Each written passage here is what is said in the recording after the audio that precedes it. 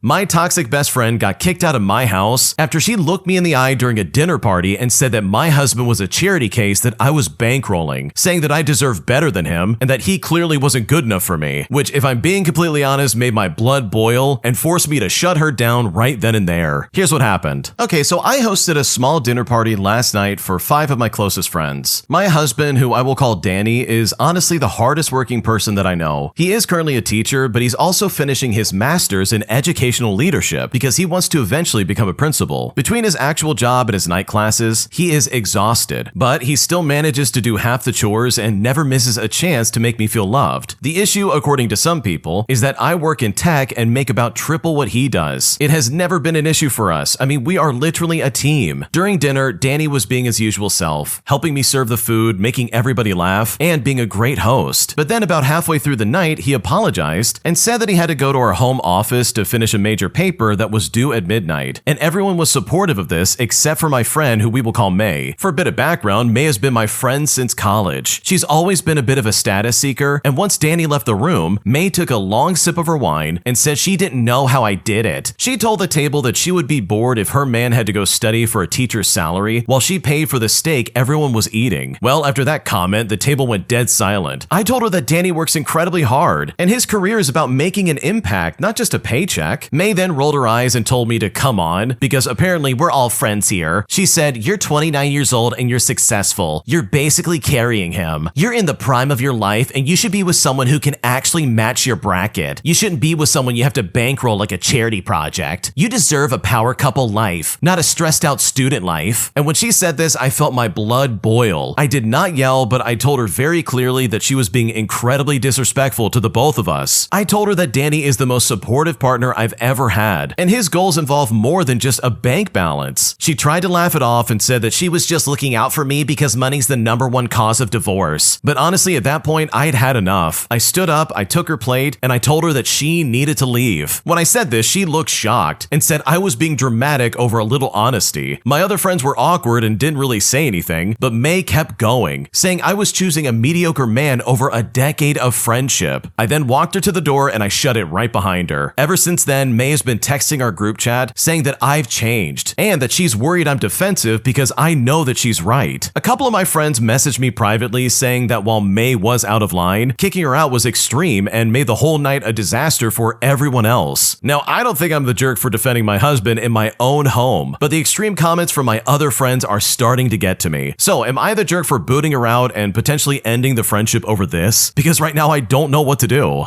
Okay, I've got to be completely honest with you. I think May is completely out of line and she deserved to get shut down. Seriously, who's gonna walk into someone else's house and be like, "Wow, your husband is an absolute charity case. You should be living the power couple life, not bankrolling this loser." Which, by the way, is basically what she was saying without saying it. Like, this is some crazy behavior that absolutely is not okay in my book. So in my opinion, you did the right thing. You stood up for your husband, you said, no, you're not gonna talk to him like that, and you defended his good name. Like, he does sound like a really hardworking guy. So for May to chime in and be like, "Wow, you deserve better," it's like, bro, who are you to talk about my husband like that? So no, you're not the jerk, and anybody saying that, "Oh yeah, you were just a little too harsh," that made things really awkward. Honestly, the only person that made things awkward was May, and in my opinion, she deserved to get shut down. If you like Am I the Jerk, you're probably going to love Am I the Genius. Check it out, link down below in the description. Also, go to AmITheJerk.com/submit if you would like to submit your own stories. My boyfriend is obsessed with his best friend, to such an extent that I think he would choose his best friend over me if he had the choice. But after I had an altercation with his best friend, my boyfriend finally snapped at me, saying that he should have never given me a chance. And at this point, I really think I lost my relationship and I just don't know what to do. Here's how it all went down. I'm a 21-year-old female and I've been dating my boyfriend for almost 3 years now. And for the sake of the story, I'll call my boyfriend Jeremy. Him and I met at another friend's birthday party and I really liked him. He wasn't interested at first, but after a few months of talking, he asked me out and we started dating. Our relationship in general is good. He's a good boyfriend and cares about me. But there is one issue, and this involves his best friend, who I will call Adrian. Adrian has been in Jeremy's life since they were in primary school. Apparently, Adrian was bullied for being an orphan, and Jeremy basically took him under his wings. My boyfriend is extremely protective over him, and at first I thought it was cute, but I don't know what to think anymore. He prioritizes Adrian over me every single time, no matter what. And the worst part is, I can't can't really blame him because he had already told me this would happen before we got together. I was kind of head over heels for him since I met him, so I was okay with anything, to be honest. I also thought it would change once we started dating, but it honestly never did. One of the major examples I can think of is my birthday last year. Jeremy and I were celebrating with a couple of friends, and Adrian was invited too, but he said he was busy and couldn't come because he was going to his mom's place. One of the friends there that were present revealed after the cake cutting during a conversation that Adrian was actually sick, and Jeremy left in the middle of my birthday party to go to him. Adrian later called me to apologize because apparently he had lied so Jeremy wouldn't ruin my birthday for him. Another time, Jeremy abandoned me at a friend's wedding because he had to go pick Adrian up without even being asked. Overall, it feels like he cares about his best friend way more than me. Now, with that bit of information, this is where the main drama comes into play. Last week, we were hanging out with a few friends, and we were celebrating my best friend's promotion. We were having a discussion about a house fire that happened near her office recently, and the boys started joking around, talking about what they would do if it happened right now. And one of them asked Jeremy if he would choose between me and Adrian, basically saying, "You can only pick one, who would you choose?" And he didn't even hesitate to say that he would choose Adrian. He literally said, "You choose your priority in those situations." And then he went to the bathroom and everyone started teasing me, saying that I was the classic evil girlfriend character in a book, and everyone was laughing except Adrian, who looked really guilty. But I honestly couldn't take it and I just started crying. Adrian then came to comfort me and apologize for what Jeremy said, but I snapped at him, telling him that this was all his fault. He is very much a sensitive person, so when I said that, he started tearing up and apologized profusely before running out crying. When Jeremy came back, he asked where Adrian was, and when someone told him what happened, he completely lost it. He screamed at me and called me insecure and pathetic. He called me names and told me it was a huge mistake to even give me a chance before running out of there to go find Adrian. The next morning, Adrian texted me to apologize again and let me know that Jeremy was with him. He even took Adrian to get some pastries because he was so upset. And you know what? One of my cousins once joked that my boyfriend treats him more like his girlfriend than he does to me, but I just don't think that's true. Jeremy hasn't contacted me since then and won't reply to any of my text messages. I have called him, I've texted him, literally I've done everything I can, but he simply won't reply, and I'm scared that I might have lost the love of my life. My friends also let me know of what a major jerk I am for snapping at Adrian like that, when he has always stood up for me. My best friend blocked me everywhere because I apparently caused drama at her party, all over a hypothetical situation. All of my friends call me crazy too, and I found out I was kicked out of the group chat. I have no family here because I moved away from my hometown to be with Jeremy, and again, I can't say that he isolated me because he told me not to do that, but I insisted. I feel so alone, and I feel like an idiot. I have no one to talk to, and I've been crying since that day without leaving my room. I know none of this is Adrian's fault because he never really asked for whatever Jeremy does for him, but I was so frustrated. I have no idea what to do now because this situation honestly feels like it's completely blown out of control. Okay, holy crap, dude, your boyfriend sucks. Do you know how easy it is to score girlfriend points in this situation? All he had to do was say, "Yeah, I would pick my girlfriend over Adrian. Sorry, Adrian." And then all of this would have been fine. But instead, he answered honestly and said, "I would pick Adrian. You gotta have your priorities figured out." And it's like, dude, what did you just say? Are you kidding? You just said you'd leave your girlfriend in a house fire over Adrian. Dude, do you even want a girlfriend? Like, what are you doing? You clearly don't care about her. You clearly care about Adrian way more. Like, holy crap, just like date him instead, I guess. Like, what's happening here? I understand why you got pissed off at Adrian, but honestly, I don't blame you either. Sure, this guy's like apologetic about the way Jeremy's acting, but he's also doing nothing to stop it. He's just being reactive to this and like, I don't know, not doing anything to stop it. Like, I don't know, this seems like one of those scenarios where Adrian just enjoys the attention and Jeremy can't help but giving it. Like, it seems like it's a really toxic situation for the both of them that just drags down anyone that tries to get between it. So honestly, look at this relationship in a serious way. Do you want to be with a boyfriend who's going to be married to another guy like that practically, who would choose him over you in a house fire? Like, this guy is not ready for a girlfriend at all. He seriously has his priorities mixed up, and that is not your fault. So if I was in your shoes, I would start personally like packing my bags and figuring my life out because I would not see that involving Jeremy at all. It sounds like he already has a relationship, and that definitely doesn't include you.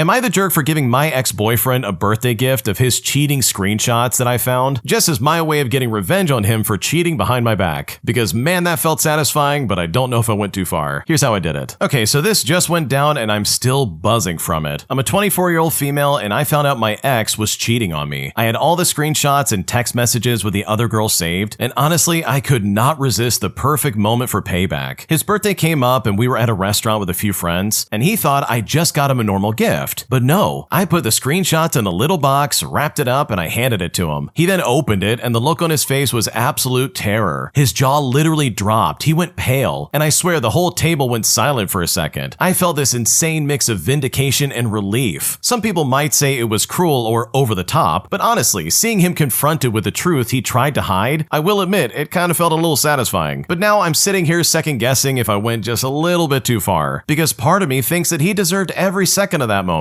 So seriously, am I the jerk in this situation? Because I don't know what to do. Oh man, this is beautiful. It is very messy, like don't get me wrong, but holy crap. If there's a way to get back at someone, this might be it. If I found out my girlfriend was cheating on me, dude, I would be so pissed off. I would be livid, in fact. Like there's no way I would be okay with that. So I can imagine how the original poster must have felt when they saw their boyfriend doing that, which would probably lead to some strong emotions and some strong reactions, like screenshotting all of his text messages with the girl and giving it to him as a gift. So no, I don't think you're totally like the jerk here. I think it's one of those like eye for an eye situations, but I think the way you exposed him to that is honestly kind of deserving, because this is absolutely unacceptable. My boyfriend is now in love with someone else, and I'm at a point where I seriously don't know how to fix this and I don't know what to do. Here's what's happening. Okay, so myself and my boyfriend, who I will call Brad for the sake of the story, have been together for about 6 years. We lived together and things were going perfect until Brad's best friend of 17 years, a 30-year-old female who I will call Jenna, decided to admit to him that she likes to play mind games, and she's been manipulating him the entire time they were friends. I guess she does this to many people that she knows. She gets all kinds of things out of them, from free stuff to money all the way to trips. However, one thing she likes to do is stir the pot and act flirty. And I guess all the manipulation got to my boyfriend because he now has feelings for her, but she's engaged to someone else and he's with me. He keeps saying that he doesn't want these feelings, but doesn't know how to get rid of them or what to do. It's important to mention that he and Jenna have never actually met and only know each other through an online game. She sends him a text and they will fight, and I think to myself, okay, he's mad at her and over her. But the next thing I know, he's sobbing, saying she mentally messed him up bad. I do love him and I want to stand by him, but I'm getting sick of all of this. All he does is cry over her 24/7. It is to the point where he's obsessed over her, and I just don't know how to help him. Nothing I say or do works. He just gets mad and says that my ideas won't work. So please tell me what I can do to help someone who's obsessed and in denial about the fact that she doesn't want him. And how do I handle this? I feel like it's not totally his fault. This woman is so smooth and skillful at manipulating people. It's amazing. Like, she is so good at mind games. What should I do?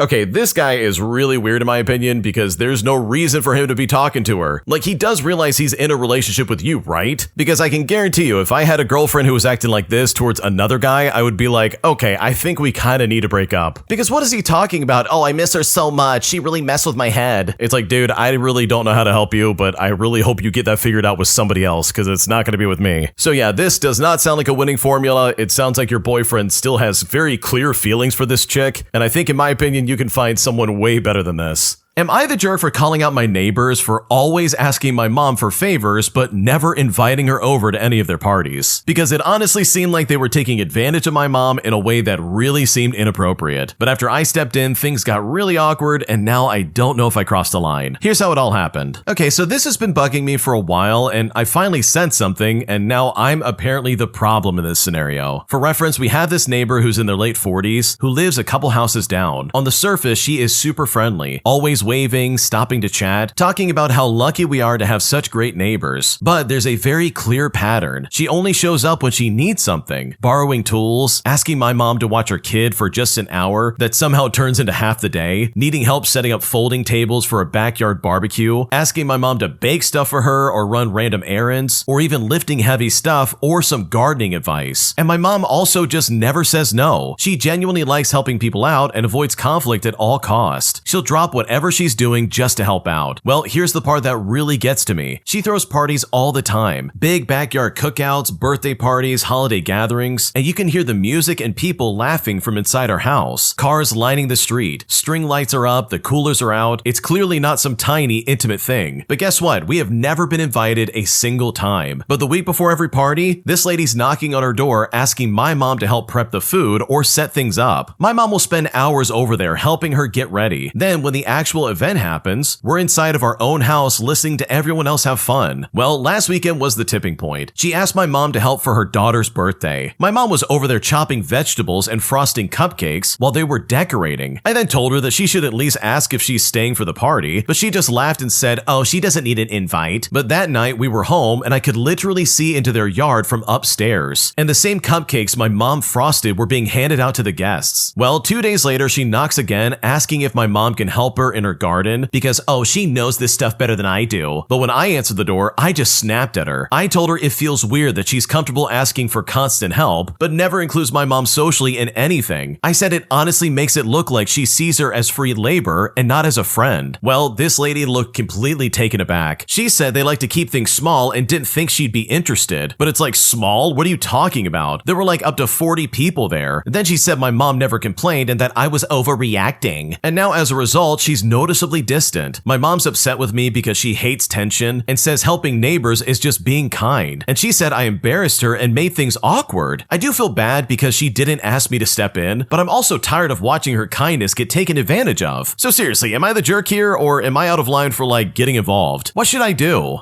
Bro, I would absolutely get involved as well because this is some grade A bullcrap in my opinion. This neighbor's 100% taking advantage of your mom. She's taking advantage of her kindness because obviously your mom's willing to help out. So she sees her as like, oh yeah, this is some free labor. All without the decency of being like, yeah, do you want to come to this party with us? Like that is so unfair and just completely toxic. I hate that. And you know what? I know people like the mom in this story where they genuinely just like helping people out and they simply just love being involved in stuff. So for that to be taken advantage of and the mom just like letting it slide, it's not only kind of sad, but it also would probably make me want to defend her. It would literally make me speak up and be like, no, you're not doing this anymore. You need to get away from my mom. So with all things considered, I don't think you're the jerk at all. I think you did the right thing. I think it really was necessary for you to call out your neighbor and be like, bro, you need to cut the crap. Either invite my mom to some of your stuff or just leave her alone. Because the way it's been going down is just really not fair and I don't blame you for stepping in. Am I the jerk for arguing with my dad for going on vacation, all in the middle of a family member having a health emergency? Because right now he's not taking me seriously and I'm incredibly pissed off about this. Here's what happened. Okay, so yesterday, my grandpa collapsed in our home in front of my dad and his wife. My dad asked him what was wrong and my grandpa simply replied that he was trying to stand up. Now, since his response was brief, my dad wasn't too concerned and just continued packing for him and his wife's weekend trip to Disneyland. I live with them, so when I heard what happened, I was shocked that they weren't taking this seriously. We argued for a while if I should like call out of work or if they should just go on the trip, but I ultimately decided to call out of work to take care of him, and instead they just hit the road to Disneyland after my grandpa collapsed. Well, about an hour later, I check on my grandpa to see that he was in terrible shape and even had thrown up blood. After calling another family member, we agreed that we needed to call 911. He was then taken to the hospital and we learned that he has sepsis along with a stomach bleed. My family member called my dad in disbelief that he had left me alone to take care of my grandpa in that dire of a condition, with my dad claiming he didn't think anything that serious would have happened and actually laughed at other concerns brought up by my family member. I just find it unbelievable that he didn't know anything serious was happening when my grandpa was showing very serious and obvious symptoms that something was wrong. I told him how disappointed I was in his choice to go on the trip and post about it online like nothing serious was going on at home. He told me that I should be responsible and step up more when it comes to the care of my grandparents with him, using the phrase tag you're it, implying that it's my sole responsibility now. I already live with both of them and I do anything they'll ask of me, so I found this comment baffling. My grandparents also live pretty independently with no major health issues for either of them, so I see this as another reason this situation should have been taken seriously by my dad. He also told me that I need to understand that the trip was already paid for, so there was nothing he could do but to go. We went back and forth arguing for a bit until he changed the subject and I just gave up trying trying to convince him to see where I felt like he went wrong. I do feel bad for yelling and arguing with him about this, as well as taking a few personal jabs at him, but I simply couldn't believe that he made that choice, along with the stress of the moment that just made me say things I normally wouldn't have. And to clarify, I'm upset with my dad's wife as well, but we have our own separate issues, and to be honest, I was not shocked by that choice that she made. So am I the jerk for being upset with him and kind of like going off on him? Because right now I really don't know what to do.